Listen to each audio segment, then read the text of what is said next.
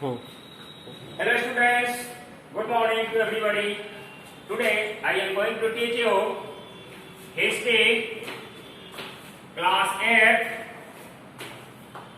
chapter number 5, and headline of chapter number 5 is the revolt of 1857. Lecture first. Revolt of 1857, it means 1857 का सिपाही विद्रोह। ये story आप अभी पढ़ने जा रहे हैं। 1857 का सिपाही विद्रोह।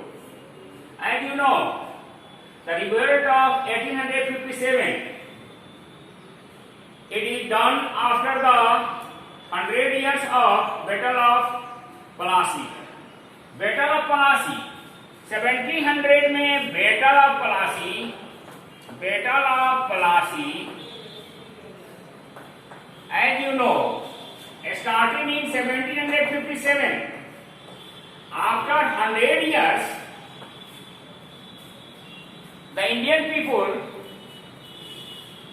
is satisfied with the exploitation of the British East India Company and started the first independence war, that is called revolt of 1857.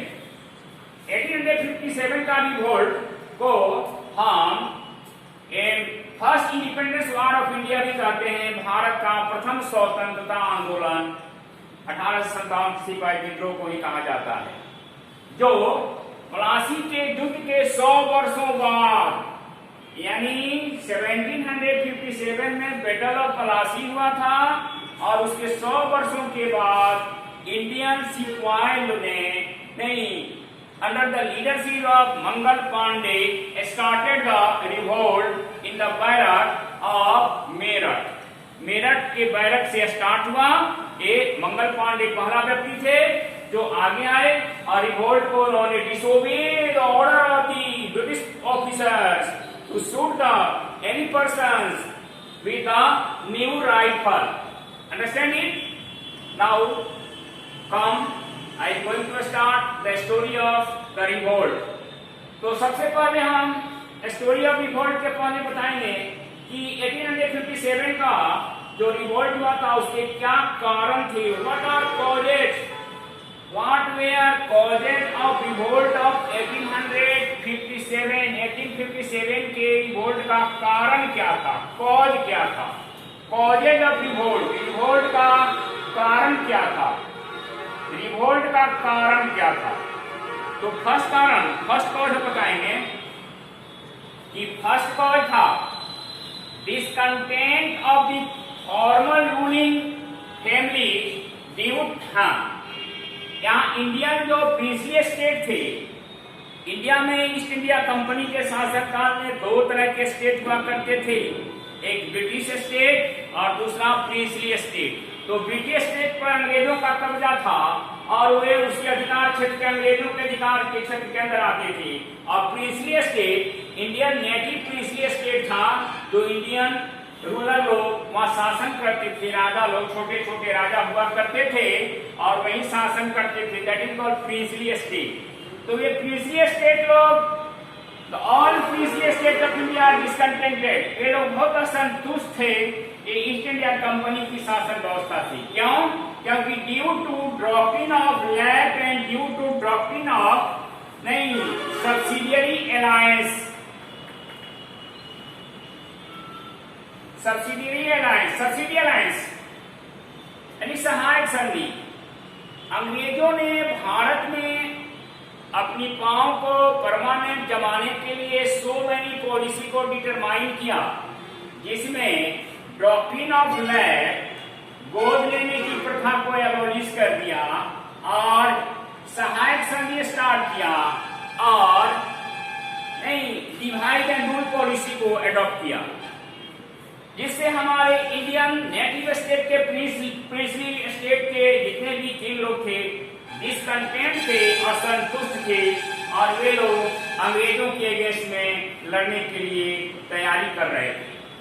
Secondly, discontent of the peasants and artisan, Indian peasants और artesian, Indian किसान और कलाकार और शिल्पकार जो लोग थे, सभी के सभी अंग्रेजी शासन काल से असंतुष्ट थे, ब्रिटिश ईस्ट इंडिया कंपनी के परफॉर्मेंस से असंतुष्ट थे, क्योंकि किसानों को हाई रिवेन्यू देना पड़ता था, अधिक से अधिक कर देना पड़ता था, लैंड रिवेन्यू देना पड़ता था, और शिल्पकारों को, जो शिल्पकार जो अपने गुड्स बनाते थे, हैंडमेड गुड बनाते थे, उनको कम कीमत पर अंग्रेजों के हाथ बेचना पड़ता था, जिसे वे लोग काफी असंतुष्ट थे और वे लोग भी इस सिपाही विद्रोह में काफी योगदान देना शुरू किया। तीसरा पॉइंट था डिसकंटेंटेड सिपाही। इंडियन सिपाही लोग जो थे, भारतीय सेना में जो भर्ती हुए थे इंडियन सिपाही, इंडियन नौजवान, वे लोग भी काफी असंतुष्ट थे, क्योंकि उनका वेतन अंग्रेजी सरकारों, अंग्रेजी पदाधिकारियों की तुलना में नहीं, उनका पेमेंट जो था बहुत लेस था, बहुत लो था, बहुत पुअर पेमेंट मिलता था, और उनकी मान सम्मान भी नहीं मिलती थी, उनकी प्रोन्नति भी नहीं की जाती थी, इसलिए वे लोग भी डिससेटिस्फाइड थे, असंतुष्ट थे। नहीं, चौथा कारण था सोशल रिकॉर्ड।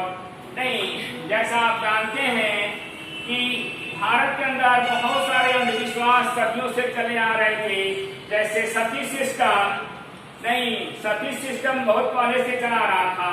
इसको सती सिस्टम को नहीं, ब्रिटिश ईस्ट इंडिया कंपनी ने नहीं, लॉर्ड विलियम बेंटिक ने नहीं 1829 में लॉर्ड विलियम बेंटिक ने सती सिस्टम को ऑन द एडवाइस ऑफ राजा राम मोहन राय की सलाह से, रिक्वेस्ट से सती सिस्टम को एबॉलिश कर दिया।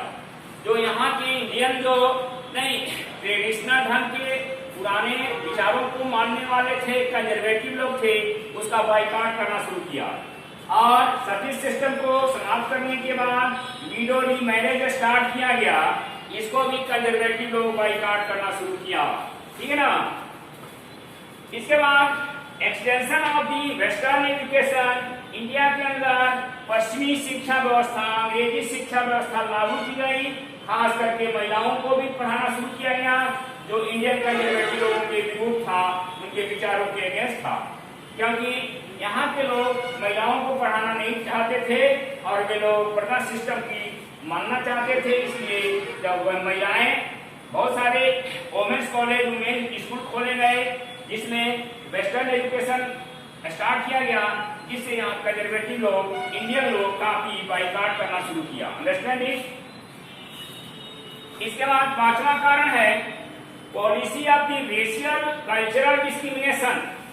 जैसा आप जानते हैं, अंग्रेज लोग अपना को विश्व का सबसे उच्च जाति के लोग समझते थे अपने आप को, और वे लोग अपने आप को सुपीरियर, इंडियन लोगों से सुपीरियर समझते थे और इंडियन को इंफीरियर समझते थे, जिसके कारण भारतीय लोग उसका बाइकआउट करना शुरू किया। और क्रिश्चियन मिशनरी जो आई थी फॉरेन से, यूरोप से, यहाँ के हिंदू जो मुस्लिम को, वे हिंदू और मुस्लिम को क्रिश्चियन बनाना शुरू किया, हिंदू और मुस्लिम को कन्वर्ट करना शुरू किया, रिलीजन कन्वर्ट करना शुरू किया, जिससे यहाँ के लोग काफी नहीं बाइकआउट करना शुरू किया और रेसिस्ट करना शुरू किया, एगेंस्ट करना शुरू किया। छठा कारण था जो रिसेंट कारण था, जैसा आप जानते हैं 1853 में एक न्यू राइफल बना हुआ था, इंडियन लोगों को दिया गया था चलाने के लिए, जिसमें कारतूस भरकर और उस कारतूस को दांत से काट कर चलाना होता था। लोगों का यह रूमर्स फैला था लोगों के बीच में कि इस कारतूस के अंदर काऊ और पिग यानी गाय और सुअर की फैट भरी हुई है, चर्बी भरी हुई है, इसलिए हिंदू और मुस्लिम दोनों इसका बाइकआउट करना शुरू किया। नहीं, ऐसे काटिज को चलाने से, दांत से काट कर चलाना अपना धर्म के विरुद्ध समझा। यही कारण था कि इस अधिक हिंदू और मुस्लिम लोग जो अंग्रेजों का पहले सिपाही में भर्ती थे, वे बोल्डली बाइकआउट करना शुरू किया। सातवां आपको देखेंगे outbreak of the revolt. Revolt कैसे स्टार्ट हुआ? तो रिवोल्ट आप जानते हैं कि सबसे पहले मंगल पांडे जो बैरक है, मेरठ के बैरकपुर छावनी से वे अपने पदाधिकारी का डिसोबे करना शुरू किया, उनके डिसोबे करना शुरू किया और एक न्यू राइफल इसमें काटी, जो गाय और सुअर की चर्बी भरी काटून को काट के चलाना था, उसको चलाने से रिफ्यूज किया, जिसके कारण उन्हें नहीं फांसी के तख्ते पर चढ़ा दिया गया। और इसके साथ साथ इसके जब फांसी पर मंगल पांडे को चढ़ाया गया तो बहुत सारी जो इंडियन सिपाही थे वह रिवोल्ट करना शुरू कर दिया और रिवोल्ट ज्वाला की तरफ फैल गया, विस्फोट हुआ और इसमें बहुत सारे सिपाही, इंडियन सिपाही नियर अबाउट 85 सिपाही को सस्पेंड कर दिया गया और उनको 10 इयर्स के लिए जेल की सजा दी गई। इसके बाद सारे इंडियन तबके के हर सेक्शन के लोग कृषि एस्टेट, इसके बाद लैंडलॉर्ड, इसके बाद बिजनेसमैन पीजेंट, सभी एकजुट होकर और यह रिवोल्ट स्टार्ट कर दिया। मंगल पांडे की फांसी के बाद यह रिवोल्ट अपना स्वरूप काफी विकराल ले लिया। नेक्स्ट जो है नेक्स्ट दूसरे दिन हम इसके बाद नेक्स्ट डे किया जाएगा। अंडरस्टैंडिंग।